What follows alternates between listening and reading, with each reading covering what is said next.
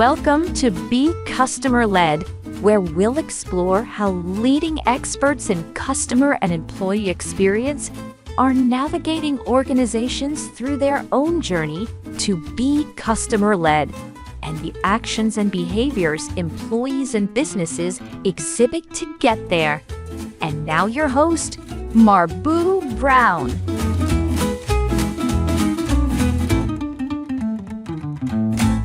Hi, everyone, and thanks for joining me for another episode of Be Customer Led, and I'm looking forward to our conversation today. I have with me Alex Levin, co-founder and CEO of Regal, a company that delivers fully automated voice AI solutions for both inbound and outbound contact center situations. Welcome to the program, Alex. Thank you for having me. Oh, I'm excited about this program because we keep digging into AI and how it's being used for customer experience scenarios. And what we want to really learn is how the companies that are out there delivering these solutions are actually able to bring ROI to their clients. But before we jump into the details of our conversation, we always like to start our program by giving listeners and viewers a chance to get to know the backstory of our guest a little better. And so why don't you take a few minutes to just tell us about your career journey and how it is you came to be the co-founder and CEO of Regal. Sure. So I went to liberal arts college. I studied philosophy and psychology, so nothing to do with what I do now. But I highly encourage people to go to liberal arts. I think it's a great learning experience.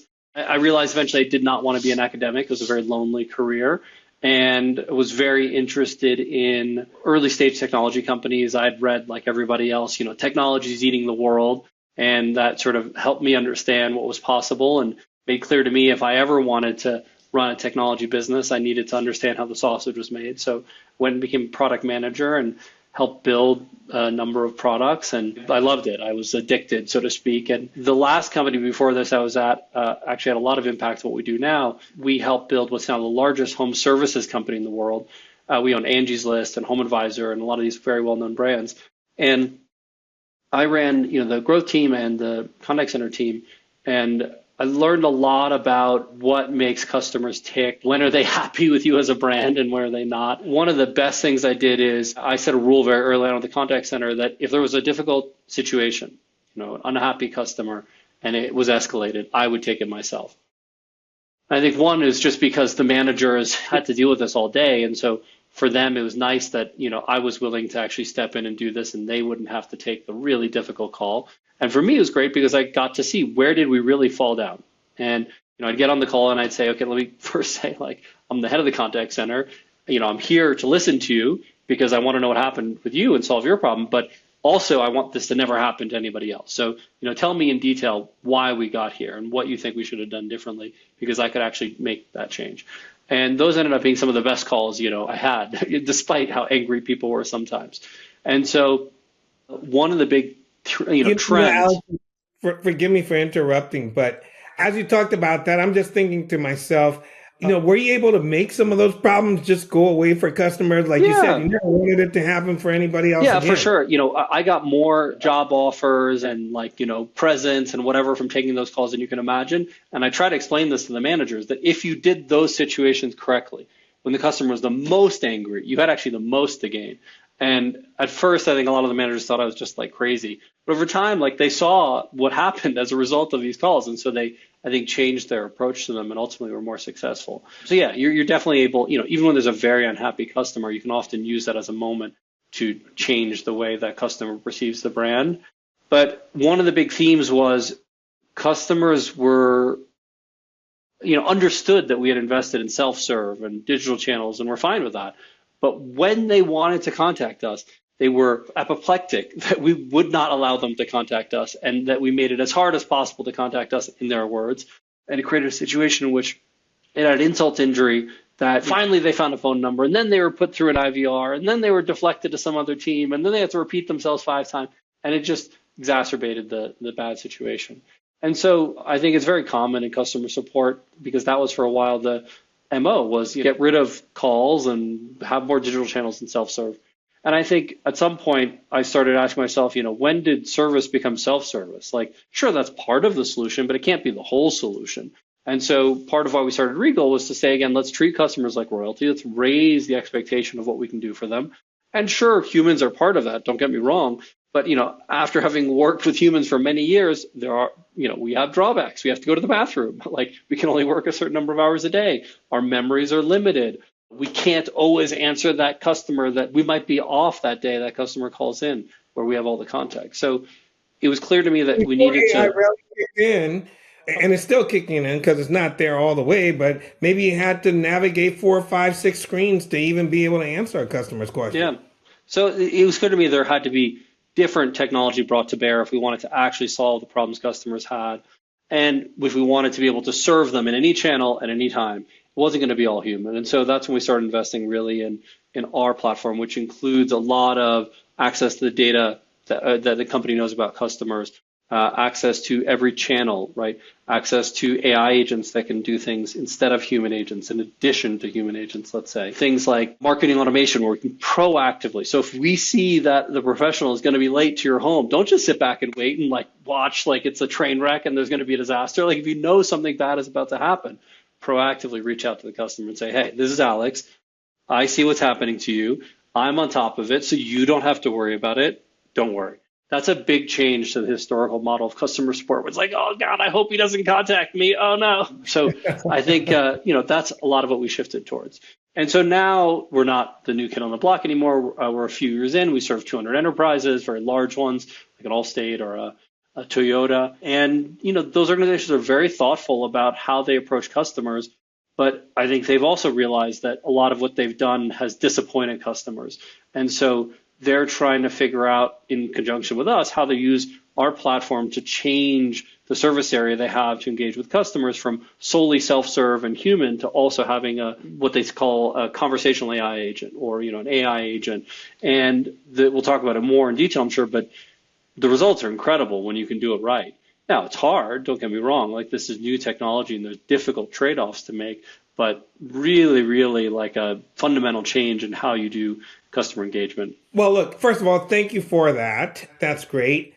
And I was going to ask you to tell us a little bit about what the company does, but I think we kind of covered that to some extent, unless there's some more light you'd like to shed on that. But I'll tell you one thing, just in your opening and your orientation towards the customer, you can see in back of me, my book, it's called Blueprint for Customer Obsession. And you've already said some things in your opening that just align with this whole notion of customer obsession, right? That the customer is royalty, that you had those calls routed to you. It kind of reminds me of Jeff Bezos and his emails that would go directly to him and that would spawn question mark emails and so on. So there's a lot of things that you've already said that also give me comfort. You're going to have to shed some light on it, but it makes me feel like you probably built some of these things into how your solutions were developed. But I'll tell you what, you've said a little bit about this already, but expand a little bit more about the problem you were trying to solve when you started Regal and what made it feel urgent. And I think you've said a little bit about that, but jump in a little bit more. Yeah, I mean, go to any leader of a customer service, customer experience team and ask them to, wave a magic wand and fix any one thing over the year. And they know what it is. It's not like they're ignorant to the fact that they're disappointing customers in some situations, but they're between a rock and a hard place. They have a CEO telling them your budget is X and you can't spend any more, but they want to keep, the customer satisfaction as high as possible, and they're making trade-offs constantly. And for a fixed amount of money, that was, with the same technology, that was kind of your trade-off. And I think for the first time now, there's a new generation of technology which allows you to actually, change that formula and go much higher quality customer support at a much lower price point for the first time. And that was always not possible, right? It was always, if I'm going to save money, I'm going to give them a worse quality customer support. If I'm going to spend more money, I'll give them better quality. And that was kind of your choice. Now you can save money and give a better quality customer support, which changes the mindset entirely. So one thing we sit down with organizations and do is sort of do that sort of magic wand exercise of if you can wave a magic wand, what would you do differently? Another one that we think about with them a lot is, let's go and take, one of your biggest current interaction. So not the Friday night 2 p.m. that nobody cares about necessarily, but okay, what is the biggest disposition that you get today? And let's go listen to 1,000 of those calls and really understand what's happening in that situation and talk through, what would we need to do throughout that experience to make it a better experience. And maybe it's lowering answer time. Maybe it's not having as many places on the IVR where the person get lost. Maybe it's having more access to the data system so that somebody doesn't have to click through 8 data systems. Maybe it's making sure that the AI agent has the context so that a human agent doesn't have to go, let me put you on hold for 5 minutes while I go read everything. And let's go through each of those and try to move them in the right direction. Because I think for a long time, basically contact center was told that's not possible. And now for the first time, you can actually solve those problems. And so it's a very big shift in mentality away from the deflection and digital channel world to no, let's really go and focus on how to solve these problems the right way. Well, even as you talk about that, I mean, I'm well aware that, people have dealt with, automated agents, let's say in the pre-generative AI world, and they haven't been that happy with them, right? And so part of what I'm wondering is why would people look at yours and feel that they're any different? Because, they've been dealing with these agents that have disappointed them. Some of them have pushed them into, basically infinite loops. Like, why should they be optimistic and feel like they're going to get something different than what they've seen before? Yeah, for sure. So there's two different pieces to this. One is the actual functions of what the agent is doing. So what data systems it has access to, what standard operating procedures it has, what it's allowed to do on the call. That, regardless of Gen AI, part of the problem with the old generation of agents was they were limited in what they were allowed to do, what data they had access to. And so part of why they pissed off customers was not because they didn't sound human, was because you say, give me a refund, and said, I don't have access to that information, and you go, what is going on? Like, I want a refund. But you had to talk to a human to be able to get a refund because the functions weren't there. And the other part of it is how what the experience of interacting with the agent is. And so with a lot of the legacy tools, you'd have to say, like, I want a refund. And it'd say, you want a defund? What is defund? It couldn't understand you. Or if it was talking back to you, it would ask nonsensical questions or would take you in the wrong way. So the second part is what Gen AI solves. And so that's just a change in the level of technology that is available, which is being solved in a new way. The first part is trickier because it's not like generative AI magically solves the first part. It takes really deep thought in, okay, how are we going to give these automated agents access to enough, and how are we going to get legal to trust us and the managers to trust us and the process to be well enough explained that these AI agents can do it. So what people forget is a lot of the work actually is in that first bucket where you need a partner who really can map your organization and your processes and get that into effect. Because without it, even if it sounds great, the agents are going to not be able to do any more than an automated agent and are going to fall flat when the first customer says, give me a refund, and it says, sorry, I can't help you. It's not going to be any good. Yeah, I mean, the workflows are incredibly important, and it's even more important based on what type of workflows people want to access most. And even what about the scenario where somebody has a problem where the workflow is not the standard fare or standard scenario? I mean, like, what happens then? Yeah, I think it's all possible. So, like, the way I would describe it is if you took a human off the street and you said, you're now pick on somebody, an Apple specialist. Well, they're going to fail because without any training, they have no idea what to do as an Apple specialist. But, if you give them 9 weeks of training and you do nesting and you give them access to the right tools, they'll be great. Same is true with AI agents. Like, if you just say, hey, AI agent, there was this dream that you could go to an AI agent and say, you're now an Apple specialist, go. Well, it's not going to do it either, right?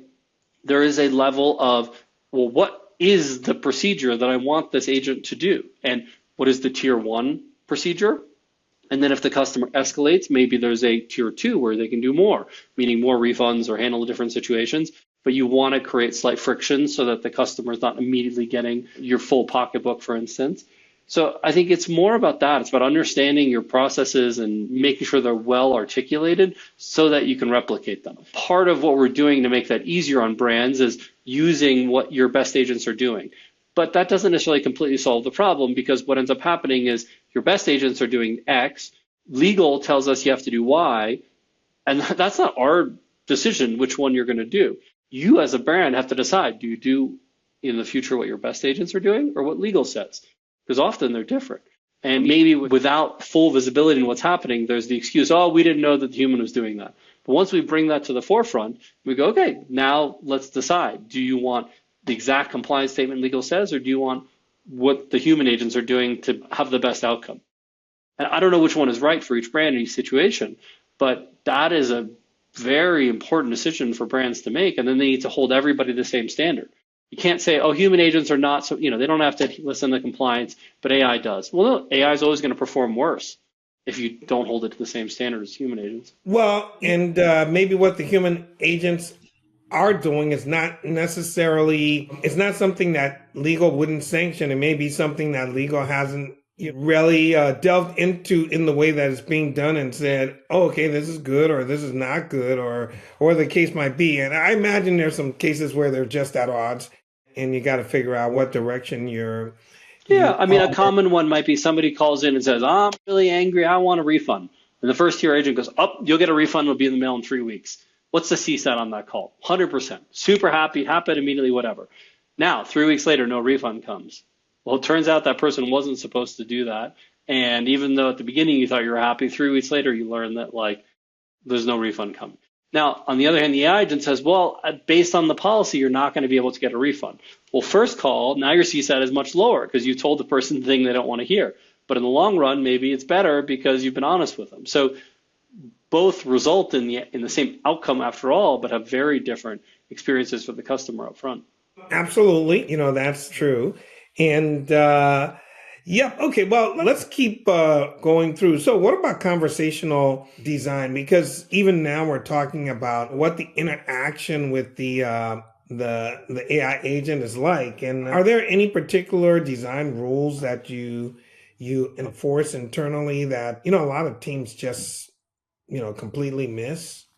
Yeah, it's a good question. We do have sort of global settings, defaults and guardrails based on what we've seen be successful. So things like a basic upbeat, some things that, let's say, would not be surprising. So a basic tone of voice and way of handling interactions, certain voices that we see people react to better than others, certain tonalities, certain ways of closing calls, certain ways of opening calls that are pretty universal that we know work well. And then there's things that would surprise you, like completely out of the blue, where the base interaction that you'd expect does not result in the best possible outcome. So we do a lot of iteration and testing, and I think part of what's interesting with AI agents is the ability to try new things and really understand what's impact they're having. So as an example, we had a healthcare client where they believe that a more empathetic agent would result in a better outcome in terms of providing the bookings. It was a sort of a difficult situation when people were calling them. And they saw that it didn't work. And actually, a less empathetic, more direct agent resulted in a much better outcome because people appreciated somebody who was upfront on the minute with it and not trying to drag the conversation out and be empathetic. So sometimes there's odd effects, but part of the beauty of AI agents is you can actually, not just on a macro level for everyone do something, but on a micro level for each individual. You can treat millions of people like 1 in a million. And say, hey, Alex, I see that you, have this issue and here's what you really like. And, I think in the past you prefer text, so you want me to text you versus, Sally. And you go, hey, Sally, I'm happy to stay on the call as long as you humanly want. Don't worry about it. And if you need to bring your significant other on the call too, so we can have this conversation, because I know you like to do that, great, let's do it. Well, because for different people, there's a different way they want to handle that interaction. Can an AI agent do what you just said, where Sally can bring her significant other onto the call and have that conversation with them? Yeah. Okay, well, that really is taking it to a whole nother level than some of the kinds of things that we've seen with agents before. So have you been able to see measurable improvements in customer experience using Regal's platform? You got some examples like that you'd like to share? Yeah, sure. I was at a dinner the other day with a bunch of reporters, and they kept saying, well, everyone is telling us that the AI is failing. And I go, I can tell you we have many customers where it's a big impact on their business. If anything, the only limitation is a lot of them don't want to talk about it because they don't want their competition to know how much of an impact it's having. But no, now more and more people are talking about it publicly. So in our world, we serve customer service, contact center, CX teams. And so what they're looking for is on the customer support side, higher CSAT and lower cost to serve. And on the sort of sales and marketing side, right, if you're handling a new lead, let's say your insurance company, a new lead comes in, you're looking for higher conversion. And so some examples from each. So like on the support side, for instance, we have a client that's a very large medical device manufacturer. And when customers call in, it used to be very difficult for customers to figure out what was wrong with their device. And now the AI agents actually get direct access to the device. So they know what error codes are going on in the device. So the agent can more quickly diagnose the issue and give the correct feedback and shorten those interactions, first of all, by 75% or something, and raise the CSAT quite dramatically. All at the same time, it's now handled by AI instead of humans in the US, which is a seventh the cost. So they lowered their cost drastically. So on the other hand, as an example, we serve big insurance clients, let's say on the sales and marketing side, who historically get lots of customers coming in and looking for, let's say, auto insurance and homeowners insurance. And it's very difficult to be able to handle that volume of inbound, exactly when the customer wants. So now with AI agents, customer never has to wait, whether they call in or they type in their phone number and want to call back. Instantly an AI is on the phone with them and goes through the basic qualification, the basic objection handling, and answering of FAQs. So basically the first set of things that the customers worry about get handled. And then if the customer needs to talk to a human after that, we can then transfer to a human after that. But what they're seeing is, again, much lower cost. We see something in the 90s in terms of CSAT. So very happy that somebody's instantly there to answer your questions. And then actually from a conversion standpoint, we've seen something in the 20 or 30% lift in conversion. And partly it's because we're just there at the right time, right? Because we don't make the customer wait ever. Partly is because we can be more personalized. Hey, I see that you're living in Kansas City and you're interested. Doesn't have to abandon, right? Correct. You're looking for auto insurance, and a year ago you came in for a quote. It's the same.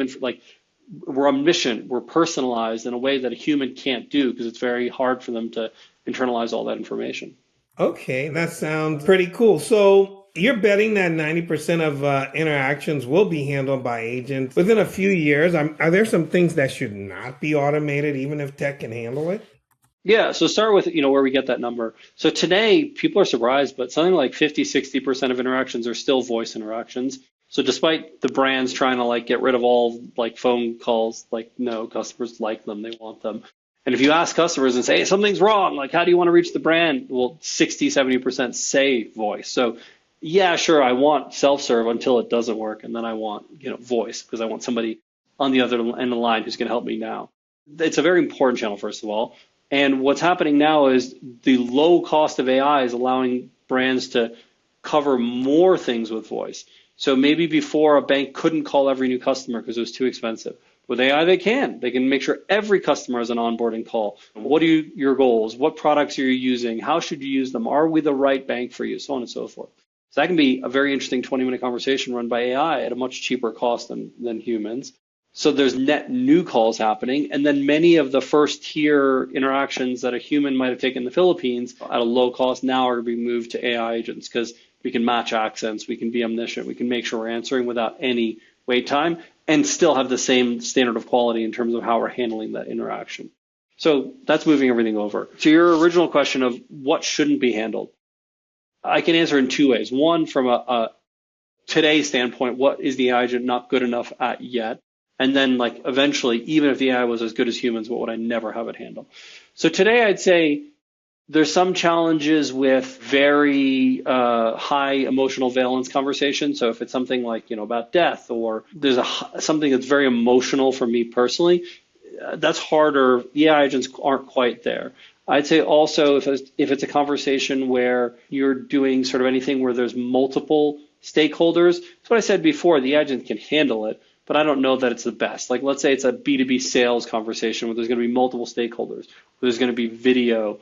Again, probably the AI isn't the right interaction for that. Humans will probably be better. In terms of eventually, sure, I'd say there's some categories that I keep off limits. Personally, I think that it's pretty odd that LLMs are allowing humans to sort of build relationships with AI. I don't know that that's an absolute positive for society. And I think there have been some really bad outcomes for that. So I think there probably should be some categories of conversations where if we allow them with an LLM, they're massively limited and they're very formulaic and they can't go off track, and we're not allowing people to create a bad situation. Now, it's not to say they couldn't create a bad situation talking with another human, but it's hard to imagine it happening at the scale that it could happen with AI. And even with humans, like, we limit it. Like, if there's somebody who is recruiting somebody to be a terrorist, like, we stop that conversation. We don't say that can continue. So you can imagine a world where an LLM is used to recruit people to be a terrorist. Well, we have to stop that. We can't allow it to continue. Yeah, well, when there's a human, there's accountability, right? So, and there's ways that you can deal with that sort of stuff. So, how do you see this evolving over the next few years, and where do you see Regal going in the future with your work on AI agents? Yeah, so we asked businesses, what do they want to do with this? And I think today people are pretty short-term focused in terms of moving certain interactions from humans to AI, or adding interactions with AI that didn't happen before. But if you ask them to pick up a little bit, I think many brands understand that the AI has the power to be, first of all, a deflationary force, meaning it's cheaper to serve people with humans, so you don't need to charge them as much for the services or products you're selling. And second, a force of massive distribution. So before, sure, a website is more accessible than a store, but there are many people who have trouble navigating a website. So if you could move all of that to conversational, maybe even more people could have access to the product or the service, both from a standpoint just of making sure, let's say, access wasn't a limitation for people with certain conditions or certain socioeconomic backgrounds, but perhaps also just in terms of there are more people that know how to talk with somebody than how to navigate a complicated app or website. I mean, there's a lot of people you come across that have trouble signing up for insurance because they don't know how that website works, but they could certainly talk to somebody and go through that experience. So I think it's both a deflationary force and a force of distribution. And the businesses that adopt it, I think, won't recognize themselves in a few years. If you think back to like when apps became a thing, there were all of a sudden businesses that were app native businesses. Like Angry Birds did not exist on a desktop. Like, it existed in an app on a mobile device. So like I started asking myself, like, what does a true AI, conversational AI native business looks like, where that's the main interface? There's not an app, there's not a website. Like, what would happen if you only had that interface? Like, how would you interact with it? Like, what could it do? What could it, like, are there limitations to that strategy? And I think, sooner than later, you're going to see businesses that are truly AI native, businesses. And then, the largest businesses will probably have everything. They'll have websites, app, AI, all of it. And then time will tell, how customers want to interact and at what moments in time they turn to voice. There's I always sort of mention this because I love it. There's a Star Trek scene where they go down to Earth of like the past, and they sit the guy down at a computer, and the guy's like looking at the computer and all the things and kind of looks at the keyboard strangely, and he picks up the mouse and he goes, "Hello, computer." And the point is, whenever we're talking about the future, we assume that voice was the interface. The things that we've put between us and the computer, right, these keyboards, are artificial constructs that were necessary when we couldn't directly interface with a computer. So as this gets better, why wouldn't you assume we're going to go to a world where the main interface with a computer is voice, not keyboard or mouse? So interesting. Those are some great points there that you've just made about, like AI in native businesses or the key interface being voice. Do you think we've gotten to the point where some of these conversations with agents, AI agents, are essentially almost indistinguishable from a conversation with a human being? No, we're not there. We're probably 18 months away. There's still challenges around latency, challenges around how we do mirroring and emotions with AI agents. So 100% you can tell it's an AI.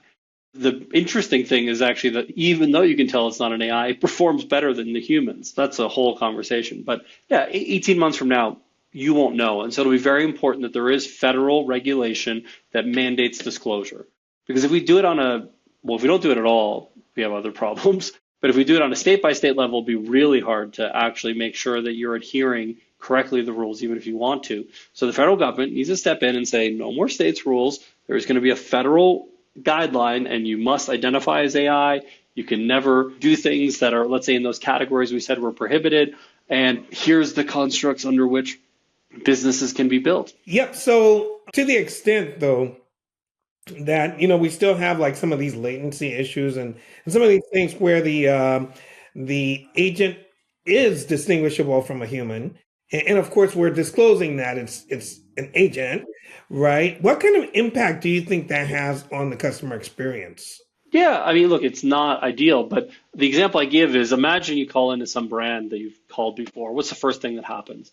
They say, oh, let me put you on hold for 2 minutes while I check this out. But now you're sitting on hold for 2 minutes. So now what's the alternative with AI? AI instantly has all the context. Sure, maybe each response is a fraction of a second slower, but you're going to be done with the conversation before that human agent even gets off hold. So people lose the forest for the trees in this sometimes. They're like talking with AI, go, I can tell it's an AI. And I go, well, it doesn't matter. They didn't put you on hold for 2 minutes. And so you're done with what you needed to do. So yeah, I don't worry as much about the fact that I feel like people are making that trade-off and it's working favorably from the perspective of the AI often enough that it's not an issue. Yeah, I mean, to your questions earlier, what annoys me personally I had some issue with Amazon. They made it impossible if it doesn't fit in their exact 5 categories. It's so hard for me to ever figure out how to solve that issue. And that's intentional, honestly, because they just want it to go away and you to lose your cool and not ever do anything about it. Lose your patience, not do anything about it.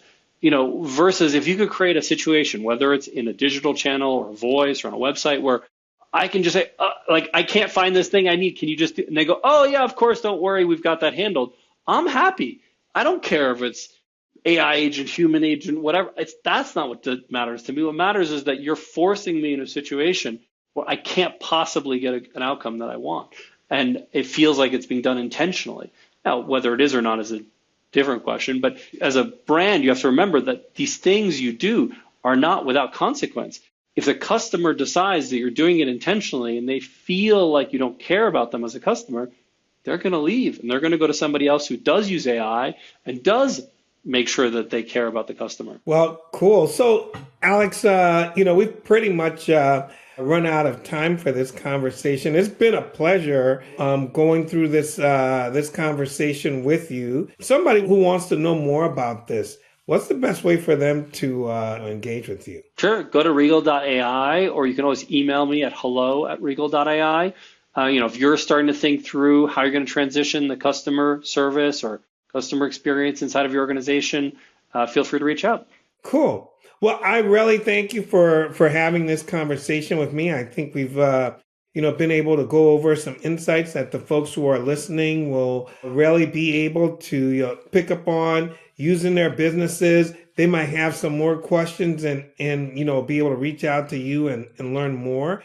And to the audience who are either listening or watching, depending upon which which channel that they're consuming this in, I want to thank you for spending the time with us on Be Customer Led today.